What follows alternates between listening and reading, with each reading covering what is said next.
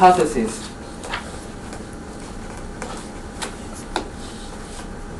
H0 and H1. And H0 means null hypothesis. There's no signal. Whereas H1 means signal present.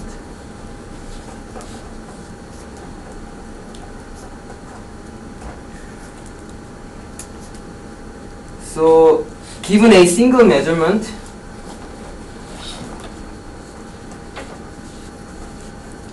X can be either pure noise, the Gaussian noise, here the zero mean, sigma square variance, or signal plus noise, A plus W. In this case, mean is A and same variance. So we can do the binary hypothesis test here.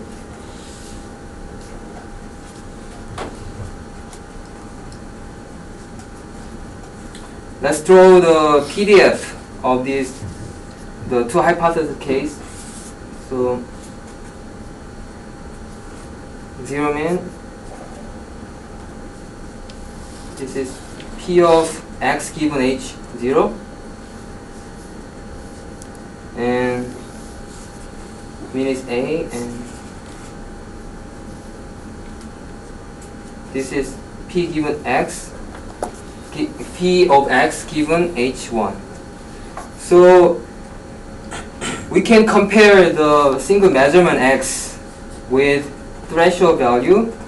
So if X is greater than threshold value, H1, hypothesis H1 is true, and the other way around, H0 is true.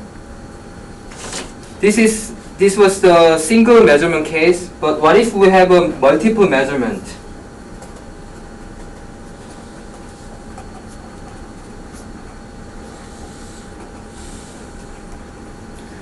So in this case, H0 is X of n, Wn, where the n is 1 all the way to n minus 1, and Wn is also Gaussian,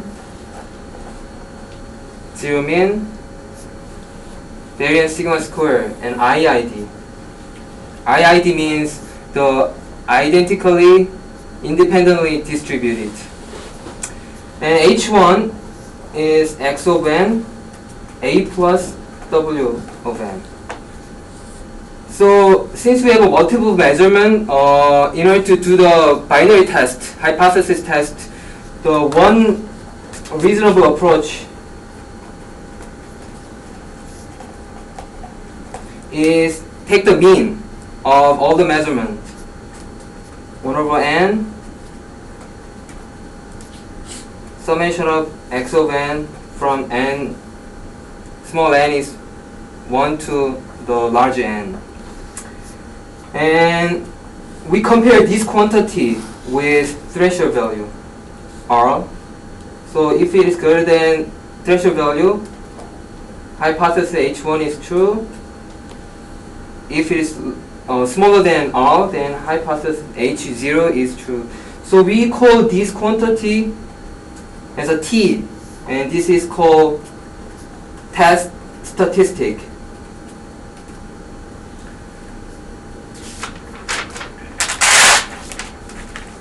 Oh, are you done? Yeah. Done writing?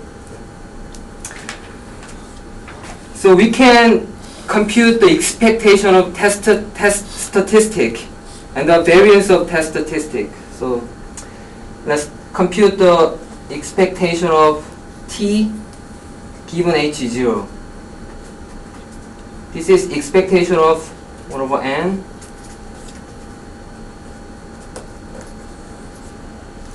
Since the W of n is zero mean, this is zero as well.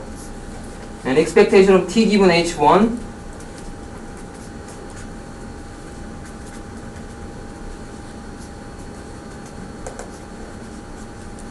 this is A. And we can also compute the variance of t given h0.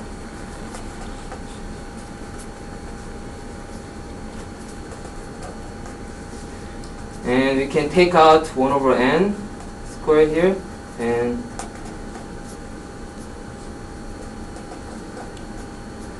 the variance of the w is sigma square, and we sum the sigma square 1 over the n times, so this becomes sigma square over n. Variance of t given h1 is also sigma square n. So we can rewrite the hypothesis again. H0 is t follows Gaussian distribution, 0 mean, with a new variance, sigma square over n. And hypothesis H1 is t follows Gaussian distribution of this. So what that means is that using one measurement,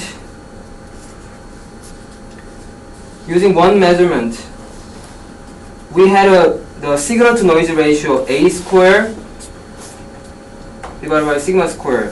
But using multiple measurement, we have a different distribution. And the signal to noise ratio is sigma A square divided by sigma square divided by n. So this is n A square sigma square. So we have a better the signal to noise ratio using the multiple measurement in this case.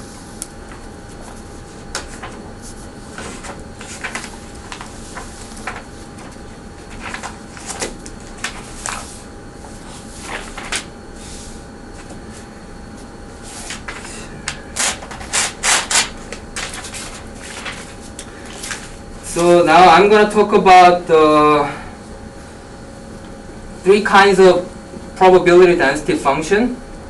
The first one is Gaussian, the PDF. It is called normal PDF as well.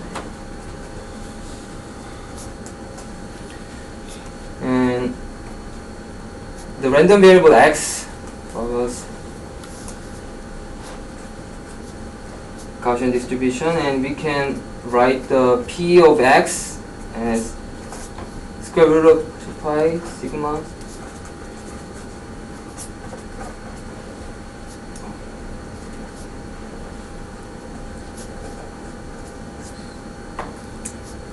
and when we have the 0 mean, variance 1, then we can compute the cumulative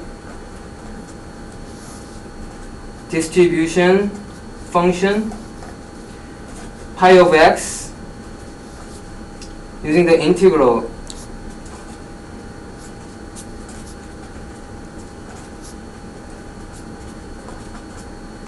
So graphically this can be seen. So we integrate this the PDF from minus infinity to x. So this is the q of x. And we can define the right tail probability q of x as 1 minus pi of x. And this is called right tail probability. And we can approximate this q of x to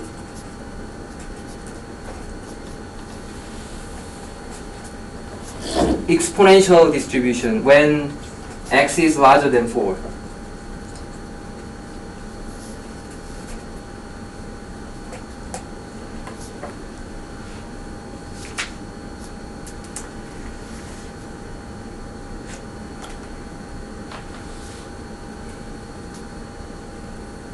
So we went over Gaussian distribution, and let's talk about chi-square distribution.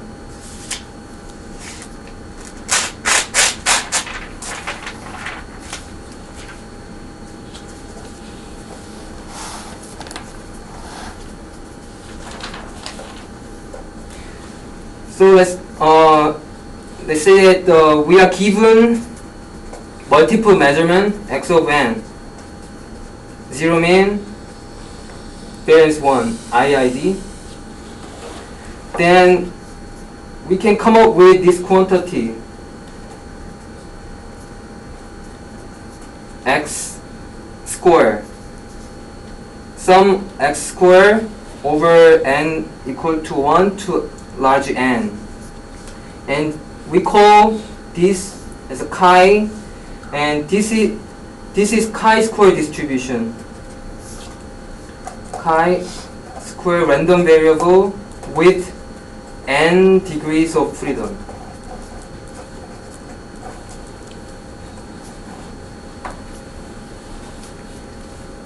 And we call this as a central chi-square distribution.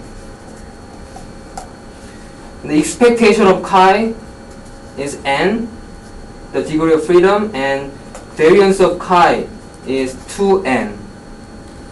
And more specifically, p of x, the probability density function is as follows: 1 over 2n over 2 gamma of n over 2 x to the power of n to minus 1 exponential minus x over 2. And this gamma is extension of factorial function.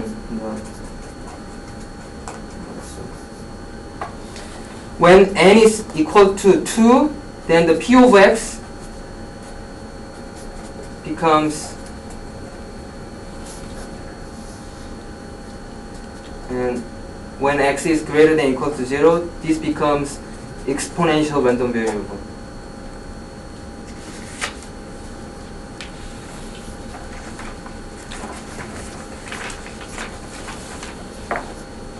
But this was central chi-square distribution. But if we have x of n follows,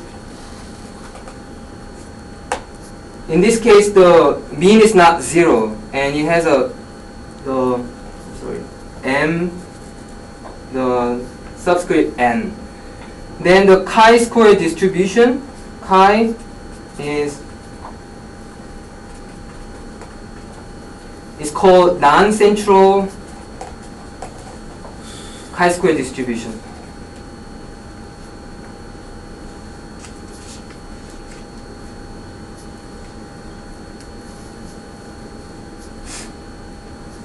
And the chi-square distribution has the argument here, the lambda, and lambda is summation of the mean square. So the expectation of chi is n plus lambda, and variance of chi is 2n plus 4 lambda.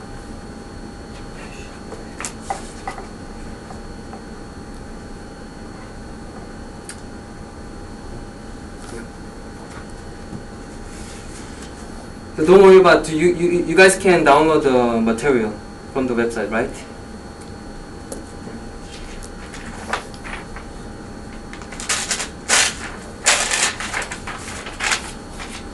So in graphically, we can draw the chi-square distribution.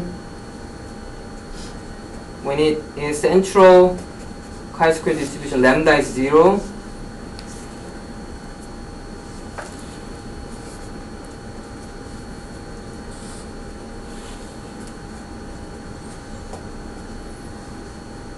When n is 2 and lambda is 0, it behaves like this, and this is n is 4 and lambda is 0. When it comes to non-central chi-square distribution, this is lambda is greater than 0.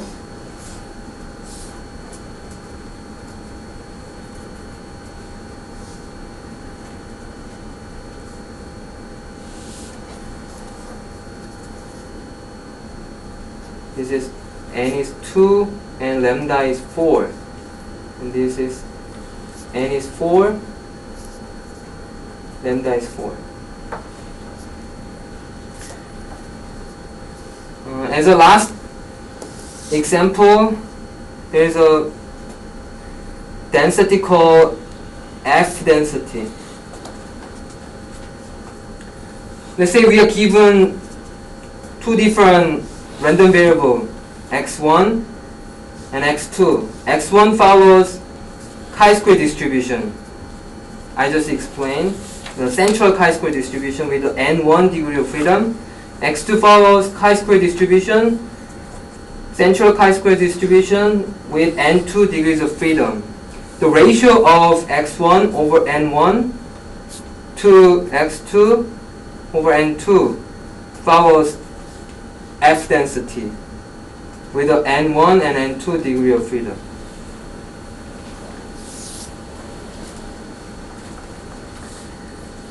So I have explained the simple detection problem and three different probability density function. So we have computed test statistic T, and T was 1 over n, x of n, and the x of n followed Gaussian distribution, zero mean, variance, IID.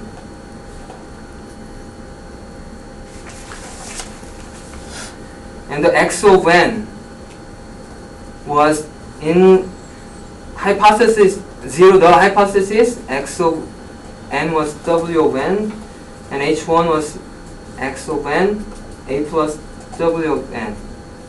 So what we are trying to do here is that we can calculate, we can compute the probability of test statistic is greater than threshold value R under hypothesis 0. So what is probability of T is greater than R under hypothesis H0?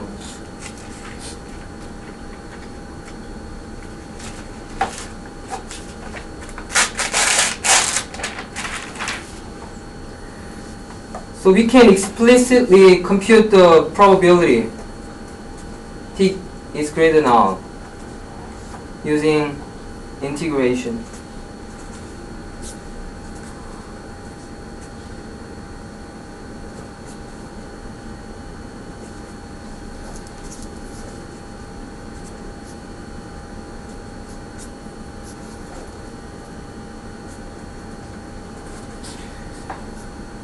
Here we can change the variable. We can define x prime as x divided by square root of n. Then this becomes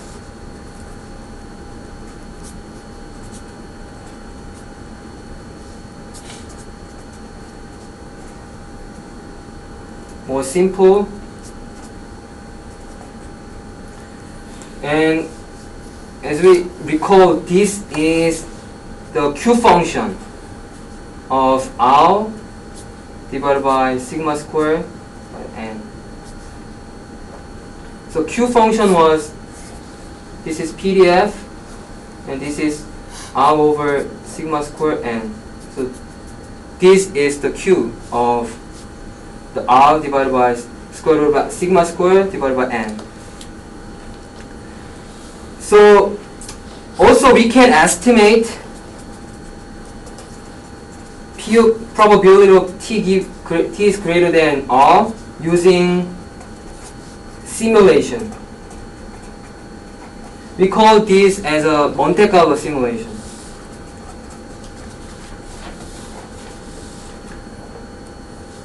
So the first step is generate random variable x of n. In MATLAB, this is the rand n, and let's say we are generating Gaussian distribution 0 min, variance sigma square, and compute test statistic T.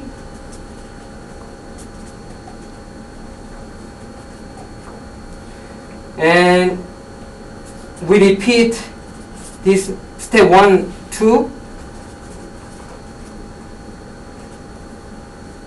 m times to get T1 all the way to Tm. So the m is number of trial, and we can look at how many times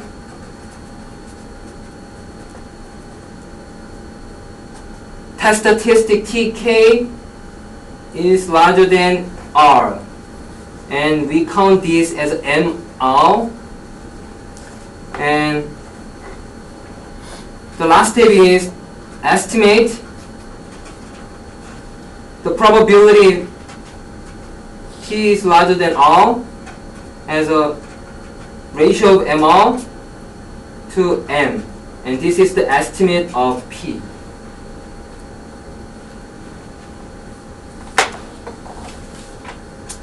Is it clear so far?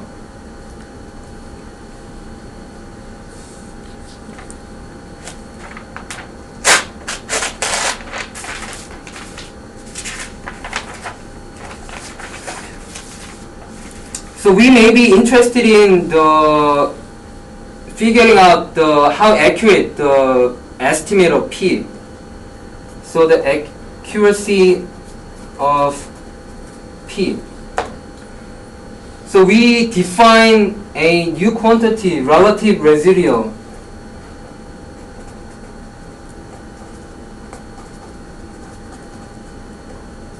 Epsilon. So this is error, epsilon. So we want this error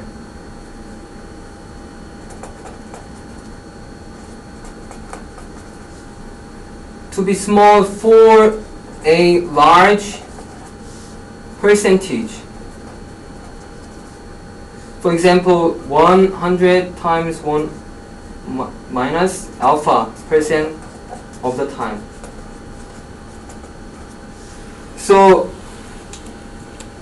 then the number of trial m can be lower bounded by this quantity.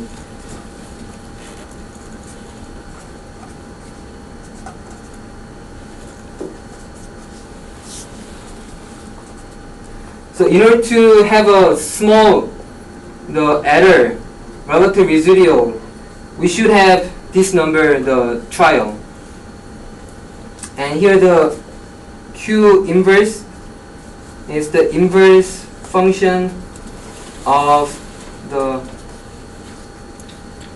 Q function. Are you taking this class? Yeah. Are you enrolled? Yeah. Okay.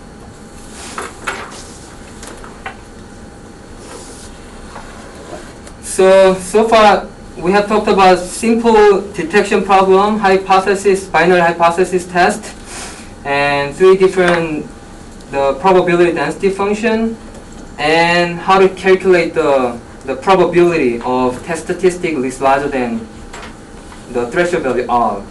And we can do the simulation to calculate the estimate the probability, and we also can figure out how accurate the probability estimated. So then I'm going to review the linear algebra from now on.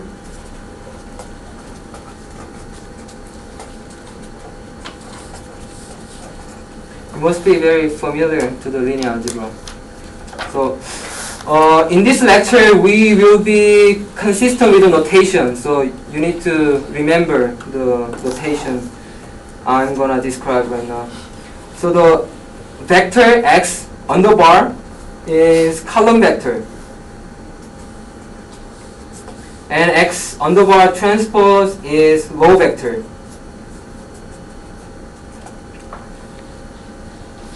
And we can think of matrix. Here the n by n matrix.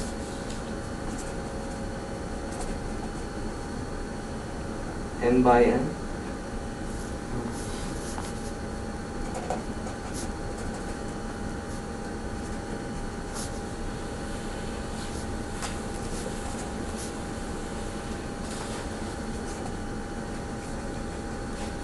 And we can rewrite this matrix A as a function of column vector. A1 on the bar, A2 on the bar, AN on the bar. And when the matrix A, can rewrite the matrix as a function of column vector, and when A equal to A transpose, we call this as a symmetric.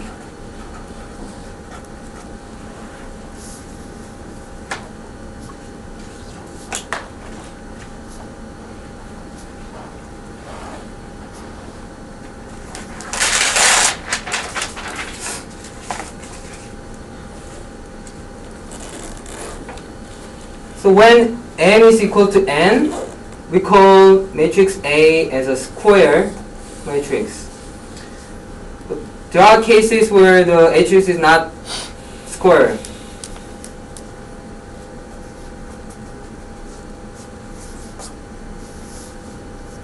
This is m is larger than n, and this is n is larger than m. This is called non-square matrix or rectangular matrix. And rank of A is defined as the number of linear independent rows or columns, whichever is less.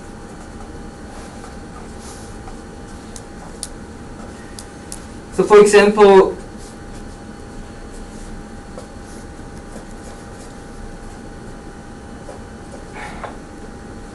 this has a rank 2. And another example is, since they are linearly related, the rank has 1. And when the A inverse times A is equal to A inverse, it's equal to identity matrix, we call this matrix square and invertible matrix. And I said if A transpose is A is equal to A, then this is symmetric. This symmetric matrix A is called positive semi-definite matrix if for all x is not equal to 0 and the quadratic function f of x transpose A times x is greater than equal to 0. So in order to the matrix A is called positive semi-definite matrix, the matrix A should be symmetric, and for all x is not equal to 0, the quadratic function x transpose AX should be greater than and equal to 0. This is called positive definite matrix. This is really important notation, definition, so you should remember this one throughout the lecture. And also this positive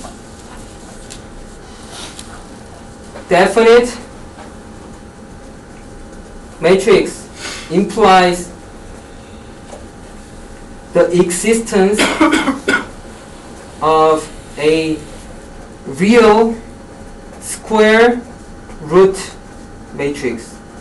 What that means is A can be decomposed into C transpose, where the C is lower triangle matrix. This is called square root matrix, and originally C U transpose C transpose, but the U transpose is identity. So A is C transpose. This is called Cholesky decomposition.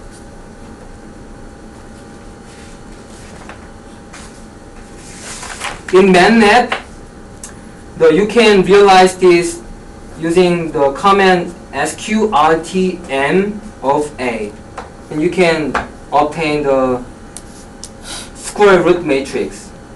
But you have to remember that there is another command sqrt of A. This is the generate the element by element squared, not the matrix squared.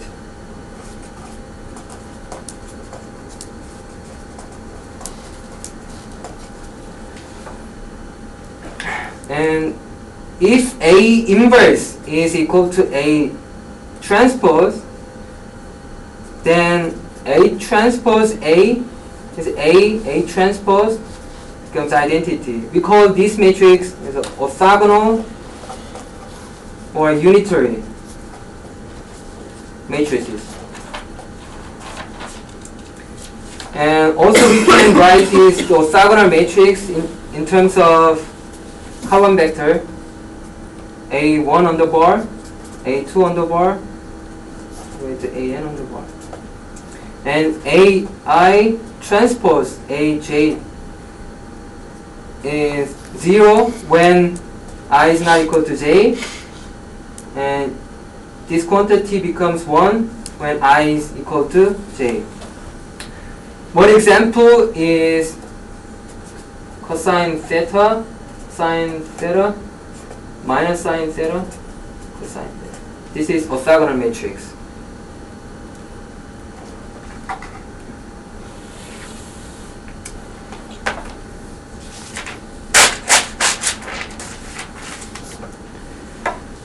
And let's think of the square matrix n by n. And if A square is equal to A, then A times A square becomes A the square again, and this is same as A to the power of 3 and is same as A. So this is really peculiar matrix. So A to the power of k is same as A for all k is greater than equal to 2. We call this matrix idempotence matrix. And there are a number of properties of matrix as follows. A times B transpose is same as B transpose A transpose, and determinant of A transpose is same as determinant of A, and determinant of A inverse is 1 over determinant of A. And determinant of A times B is determinant of A times determinant of B. And the trace of A is summation of diagonal component of matrix. And the trace of A times B is same as trace of B times A.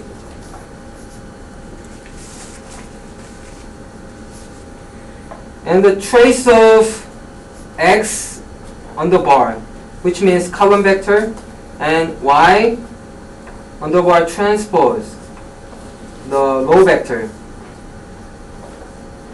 This becomes same as trace of Y transpose and X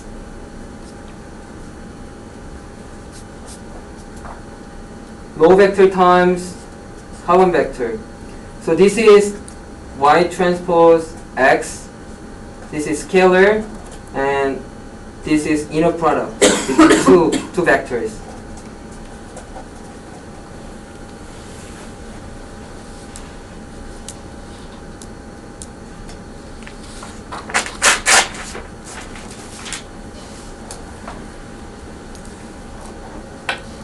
So we can think of the scalar function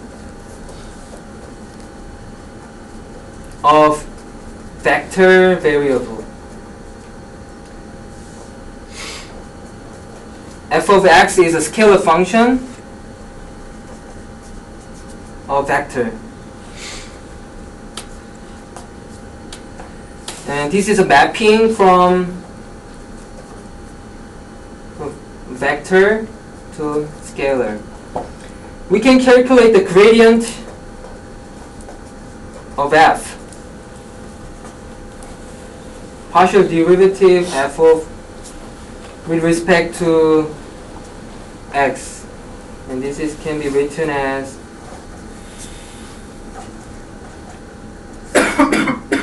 all the way to xn. So we can rewrite f of x as a b transpose. This is row vector and x column vector. So this f is b, and when f of x is quadratic function x transpose ax, then the delta f is 2ax if A is symmetric. But if A is not symmetric, unsymmetric, then this one becomes A transpose AX.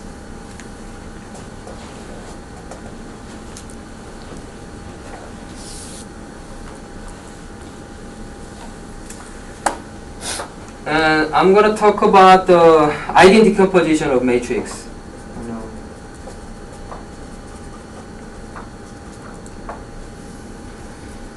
Eigendecomposition can be realized only in the matrix when matrix is square. A should be square matrix, and A times V, lambda V. Here the lambda is eigenvalue, and this is scalar. And V is called eigenvector.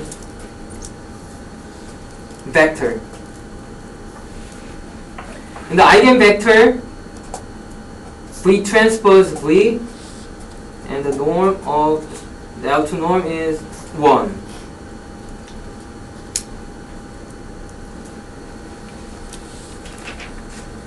Doesn't the determinant of A also have to be non-zero? Excuse me? Determinant of A also has to be non-zero? Was that also a requirement? Determinant of A, it doesn't have anything to do with the determinant? I thought for an to find the eigenvalues of a matrix it had to also be invertible. Was that the case, or am I just getting confused? So, in this case, if I remember correctly, then we don't need to do the inverse of the A here. I thought the determinant had to be non-zero, but I could be getting confused.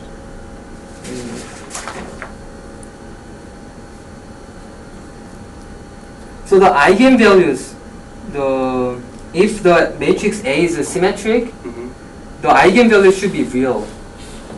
Okay. But the determinant, not the, but I'm not sure. So can you ask the Payman next time? Okay. But is there any student who knows about the answer? The case? Sorry about that. So in general, A is not necessarily symmetric. A can be decomposed into S, D, S inverse, and the same as SD, S transpose, since S is orthogonal matrix. But if A is the symmetric,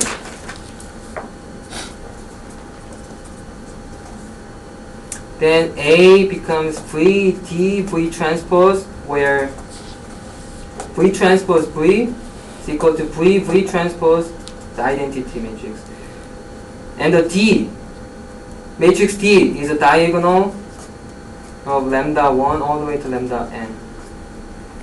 And in this case, lambda I are eigenvalues and are real.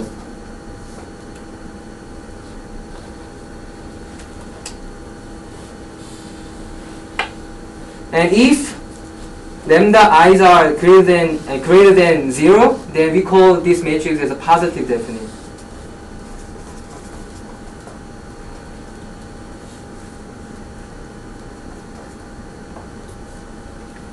And the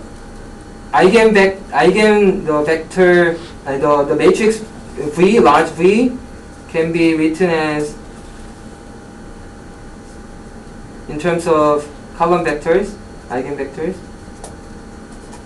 and D is diagonal matrix.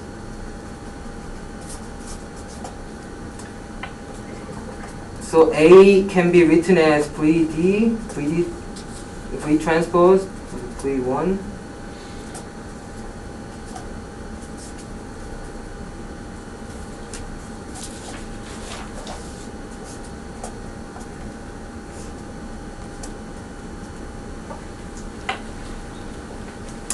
So if I extend the expression, A can be written as linear combination of eigenvalues and eigenvectors.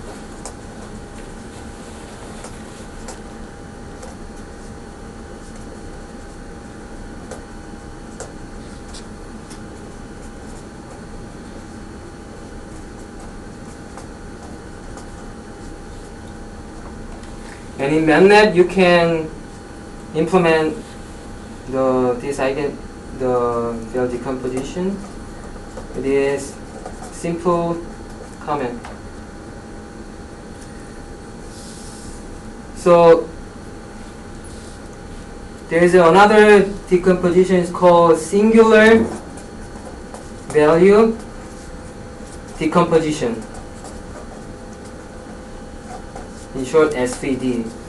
And as opposed to the eigenvalue decomposition, where the matrix A should be the square matrix, but in this case A is not necessarily be the square matrix, but the rectangular matrix is m by n, and the real matrix, where the m is larger than n. Then we can decompose A in singular value decomposition, U as VD.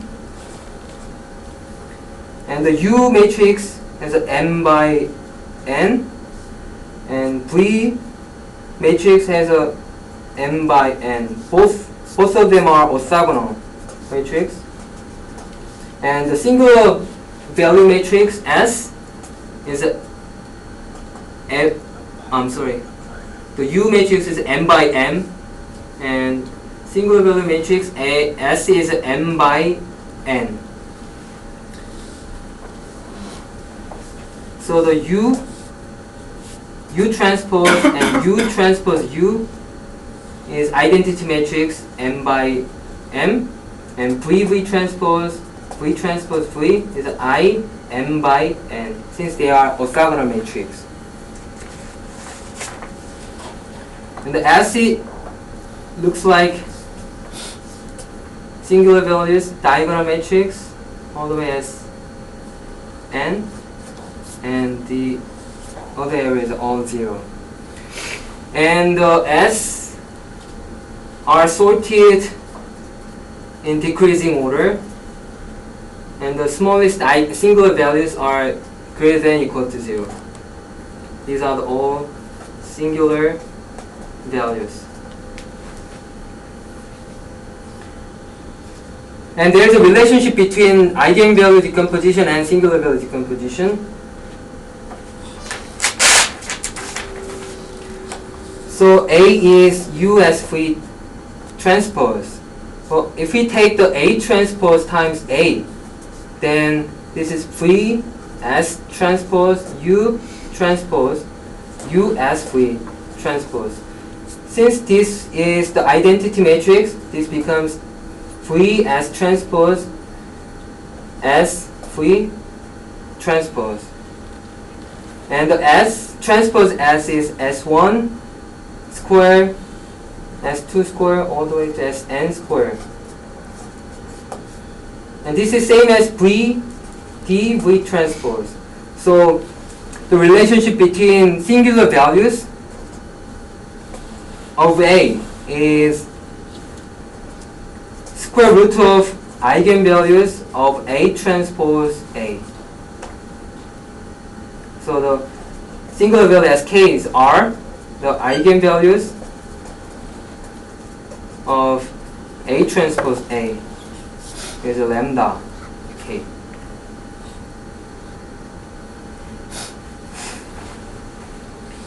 And in MATLAB, you can realize singular value decomposition in one line.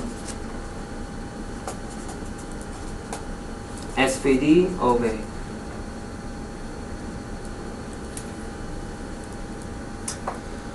So in this case, we can come up with a quantity called condition number.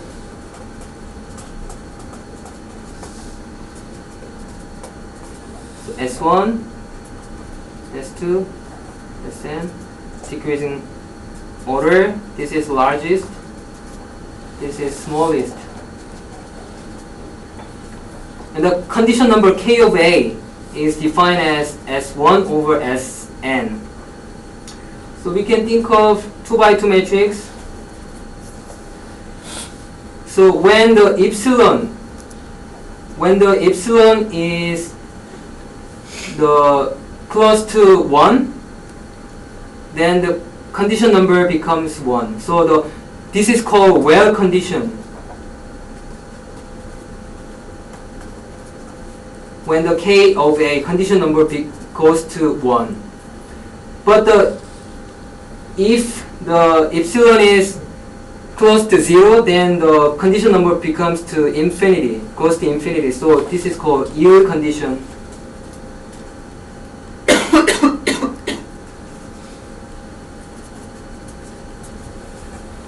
So the well condition matrix is, for one example of well condition matrix is identity matrix. Can you move it up? Yeah? Move it up. Move the whole thing up. Yeah. Okay.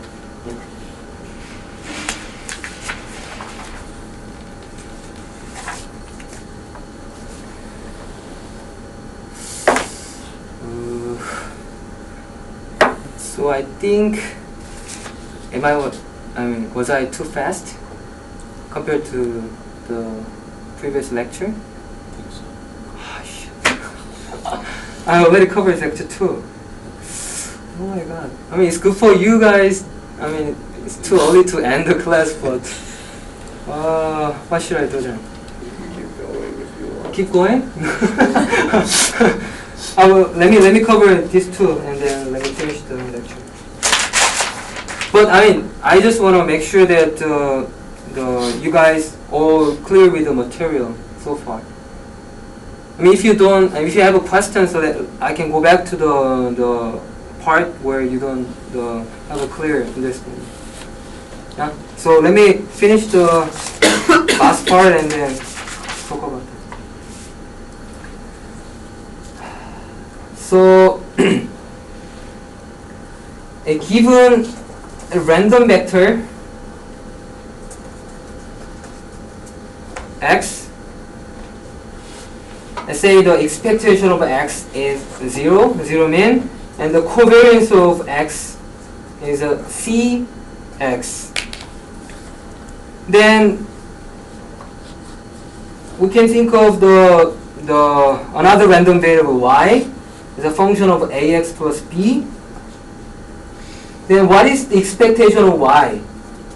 and covariance of y. So the expectation of y can be calculated as follows. The expectation of y is the expectation of ax plus b, and expectation of ax plus b, and a can be coming out of expectation and expectation of x plus b. Since expectation of x is a 0, this is b. Then what about the covariance of y?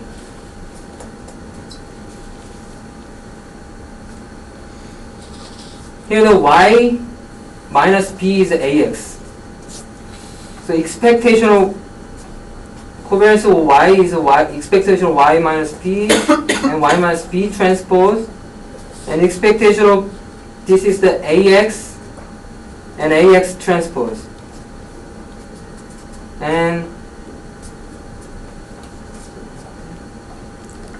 ax and x transpose a transpose, and we can take a out of the expectation, a transpose, and this is the covariance of x. So this can be written as ACX A transpose. So the expectation of y was b, and expectation of x the y, the variance of y is A CX A transpose.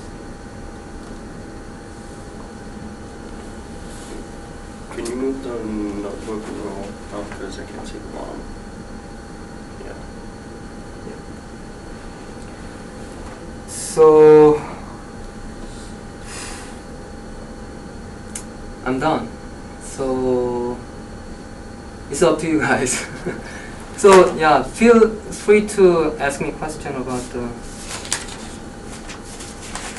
So we have covered the simple detection problem, the binary hypothesis test when the single measurement, and we talked about the multiple measurement. We come up with a test statistic and compare with the threshold value. And we were able to compute the probability of the test statistic is larger than threshold value using explicit calculation and the Monte Carlo simulation. And I reviewed the linear algebra and eigen decomposition and singular value decomposition, relationship between eigenvalue decomposition and singular value decomposition. And I just talked about the covariance matrix and when we know the expectation of x and covariance of x, how to calculate the expectation of y and variance of y. That's all I covered today. So, and the Q function and the pi function, and how to estimate the accuracy of the estimate of the probability P.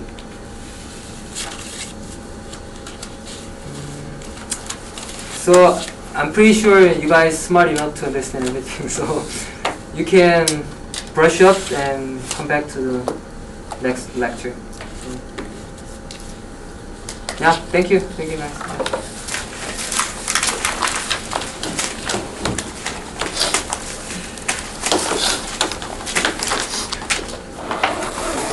Yeah. Sorry about that. Can I tell you look through the first couple slides? Oh yeah, sure.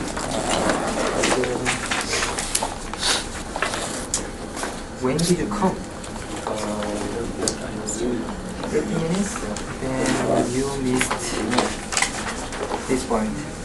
So let's go over it together.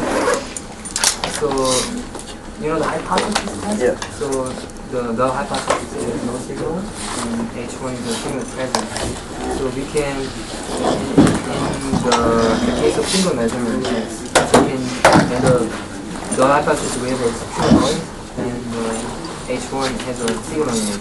So we can do the hypothesis test by comparing X. Okay, so then this is just a bit error rate problem? Bit what? Bit error rate? Bit error rate? Yeah. I'm not familiar with that notation. Bit error rate. Bit error rate, it's Just terminology from communication systems. Communication? Oh, sorry. But yeah, It's basically this tail overlap. tail overlap? No.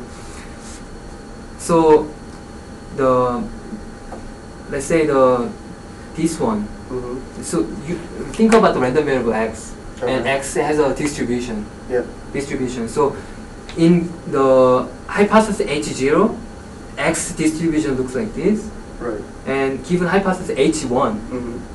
PDF looks like this, Right. right?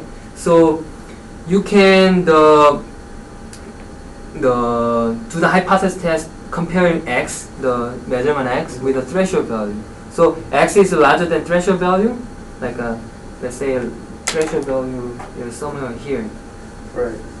Then the h1 is true, Uh-huh. and if it's smaller than h0, the threshold value, then h0 is true. But by doing that, you have some risk and some error. We're gonna calculate the probability of error Right. later, but this is the beginning of the concept of the hypothesis test. Okay. So- Yeah, same idea, just I guess this goes in a little more depth. Right. Yeah. But just I want you to understand the. Okay. Yeah. Anyway, you and we can think of the multiple measurement, not just single measurement. Okay. Single measurement. But so since we have a multiple measurement, we don't know how to do the binary hypothesis test. So the one reasonable approach is to take the mean of the multiple measurement and compare with the threshold value. Okay. And by doing this, this is called test statistic. The simple example of the test statistic is the mean of the multiple measurement. And the expectation of t given h0 hypothesis, you can compute the expectation, the mean and variance using this way. Right.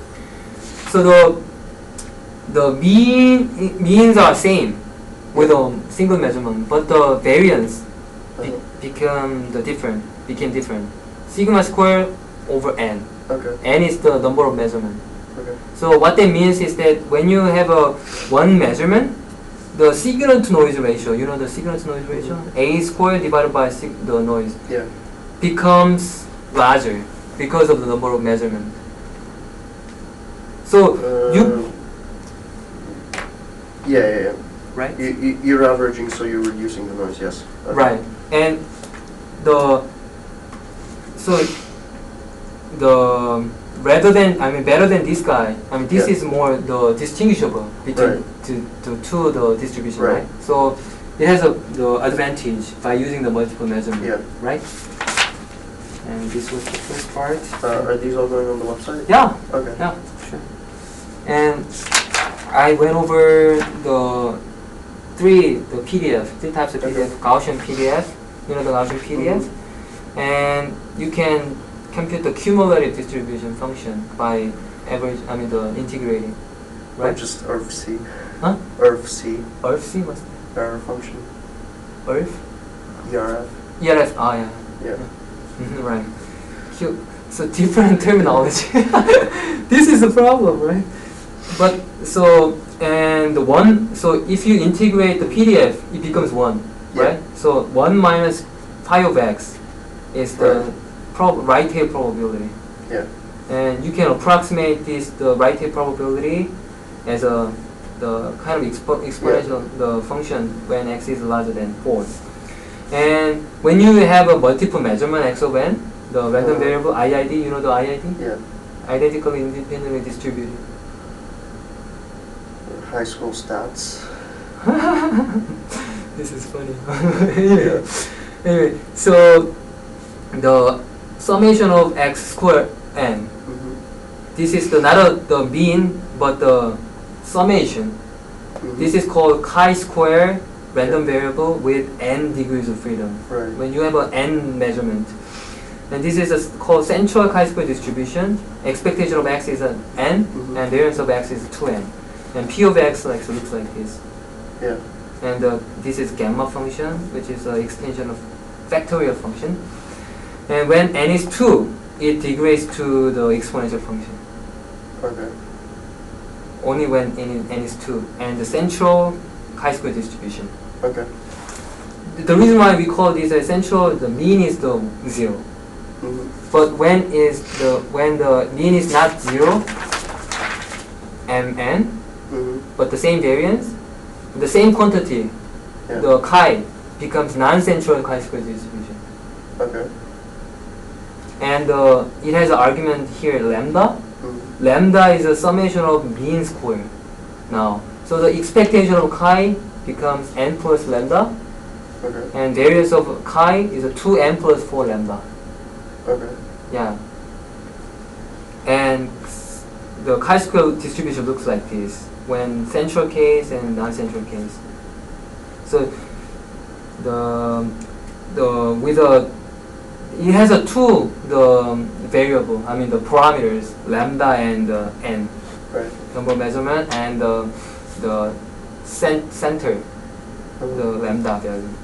And if you have a 2 random variable chi-square distribution, central chi-square distribution with the n1 degrees of freedom and n2 degrees of freedom, then the ratio of x n over n1, x2 by n2 follows f density function, where the n, it has a 2 degrees of freedom because two different n1 and 2.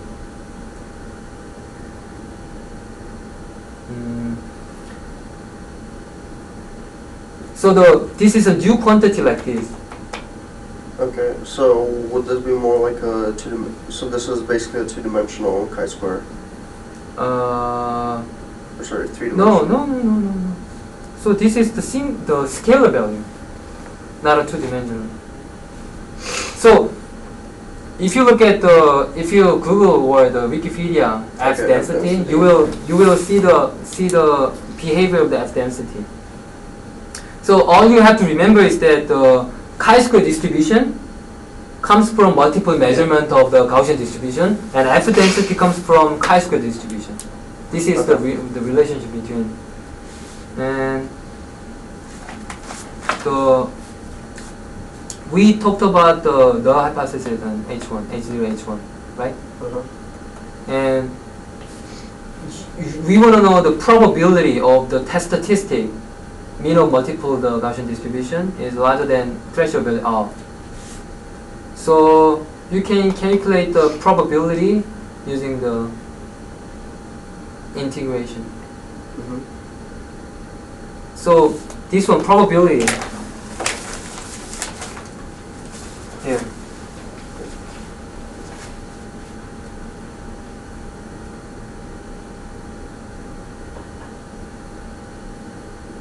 So the probability is, this is the new threshold value by changing the variables. So this is the Gaussian distribution, right? Inside of the integration is the Gaussian distribution. What is that? The previous lecture? Previous class. Previous class? Relative communications, and we did some of this stuff.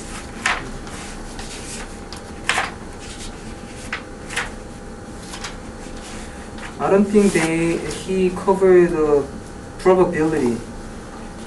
How to calculate the probability. No, wait a minute.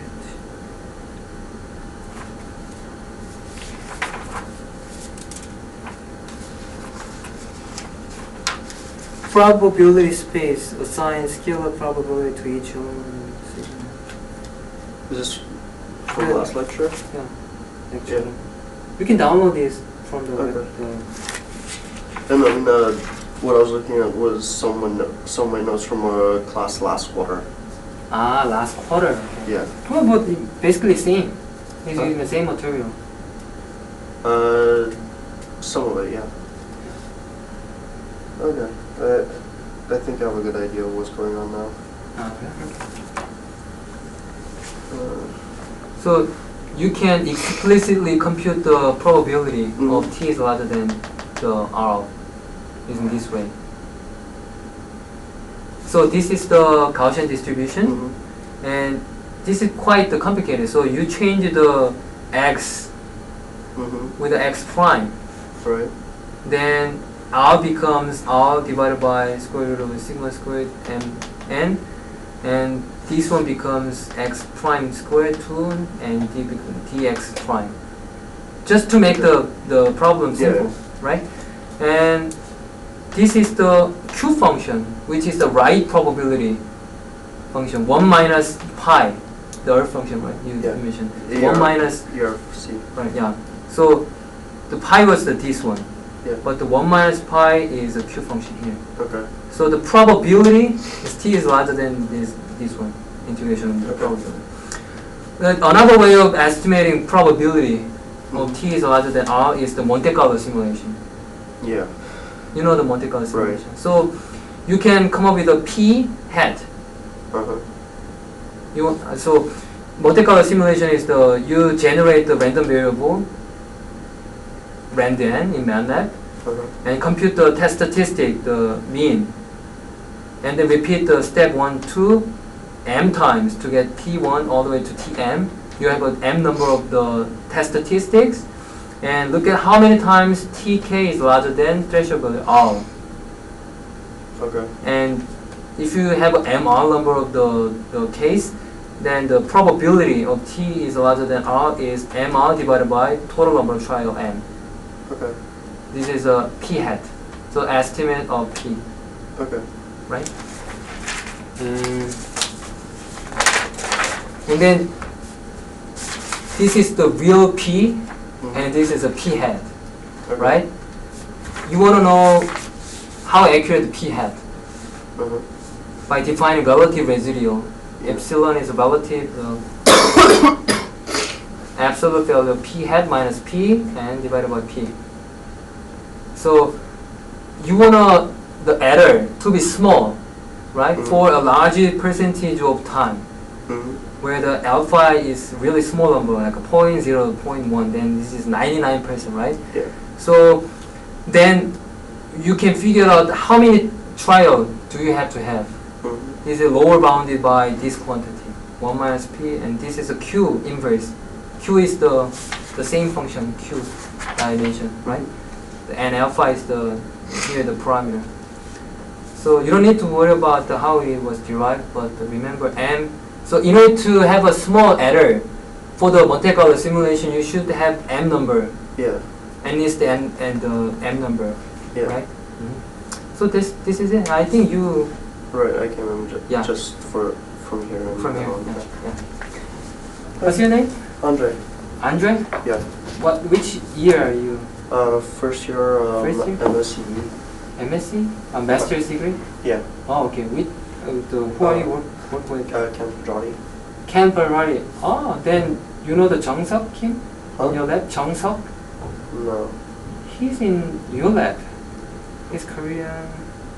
But are you physically staying in Kansas? No. Oh, okay, that's fine. Okay. So I graduated here a couple years ago with applied physics, and Oh. I did my thesis with Ken. Ah, okay, okay. From there, he connected me to a couple of his old colleagues from Rockwell Scientific, and I've been working with them at a different startup, Mm-hmm. and I've come back to work at a master's in electrical. Part-time? soon. Part-time? Part-time? Full-time. Full-time? Wow. Yeah. Great. Since I'm I've basically been a circuit designer for the last 2.5 years, so I might as well also get a degree, and that's what I'm here for. Great. Welcome. And yeah, I'm pretty sure you will like this lecture. I mean, the Pema is a really great teacher. So Yeah. So one thing is, since I've also been working, and I don't feel like I need the circuit stuff as much as the mathematical background.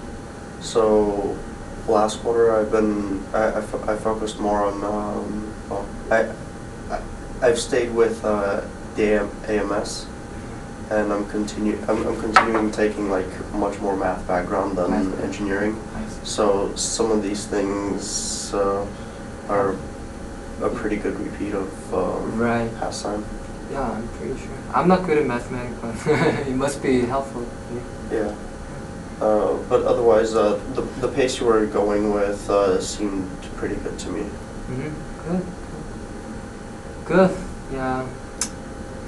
So, yeah, but I am the kind of giving you the advice that the midterm and the final exam will be pretty difficult. So be Okay. prepared. Yeah, be prepared. Okay. Did you take the satisfactory, unsatisfactory? Take the I think I'm taking that, yes. taking that? Okay, then don't worry.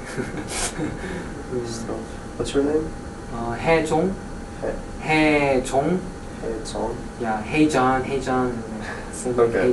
해정. Okay. Yeah, I'd shake your hand, but I don't want to get you sick, so. Are you sick?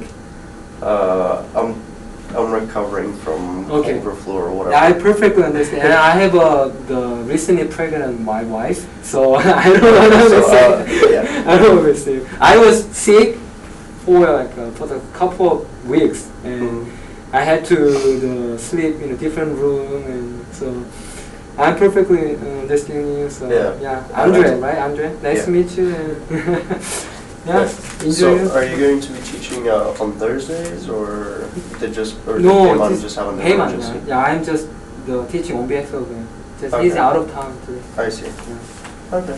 All right, so nice to meet you, and have a good quarter. Yeah. Well, as soon as the nose and throat get better, it'll be good. Yeah. We'll get better.